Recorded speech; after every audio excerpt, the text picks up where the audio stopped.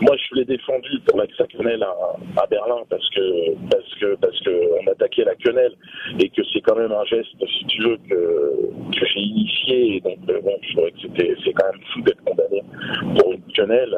Bon, avec 30, ça n'a aucun sens. Donc là, effectivement, je me suis mobilisé. Mais à part ça, bon, j'ai pas d'actualité directe avec Alain Soral, moi. Hein. Donc, bon, il est moins proche visiblement que ce qu'il paraît. Mais ça m'est reproché, cette proximité. Parfois, elle m'est reproché. En fait, on n'a jamais été en business. On partage aucun business. Le seul lien qu'on a eu, c'est dans ce qui est vu, de ce qui est très public en fait. C'est très public, on n'a pas de lien privé avec aucun. Il vient pas manger chez moi, je vais pas manger chez lui, je connais pas sa famille.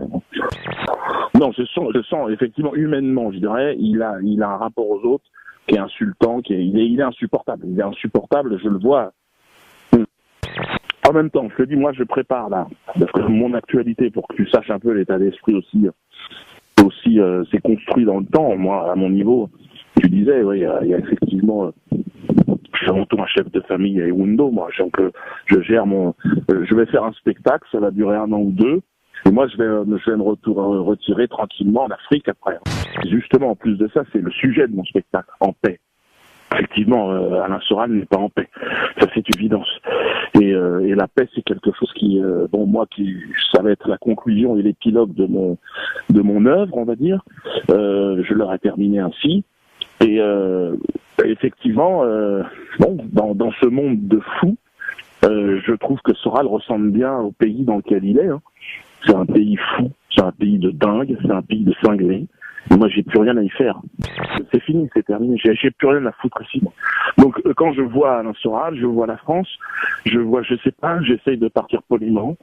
Je n'ai plus aucune espèce d'illusion sur ce qu'est ce pays. C'est une fausse apure.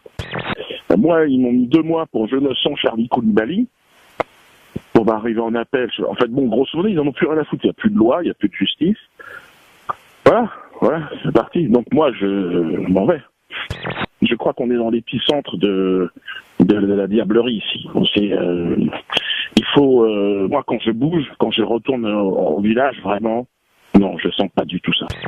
Et Soral, il ira pas en Afrique, lui, donc lui, il est chez lui. Hein. Donc lui, il est à l'image de ce truc-là. Hein, donc, qu'est-ce que tu veux que je te dise ?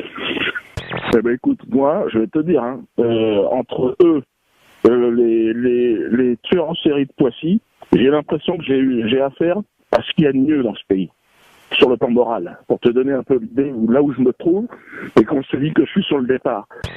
Je ne connais personne ici qui incarne la sagesse et la raison. Personne.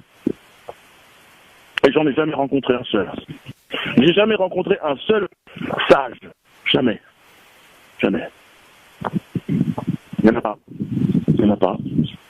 J'ai jamais rencontré un mec avec qui tu t'assois et t'as juste écoute. Jamais. Ouais. Jamais.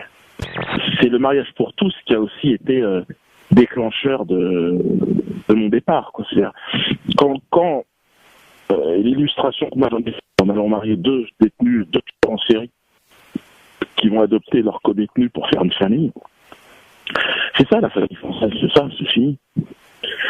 C'est fini, ce pays est dégénéré. Et Soral là-dedans, mais il peut être pape de ça. Ouais. Pourquoi pas, hein. Il n'y a pas de souci. Il n'y a pas de souci. Mais en même temps, il est là, en fait, il restera là. C'est certain.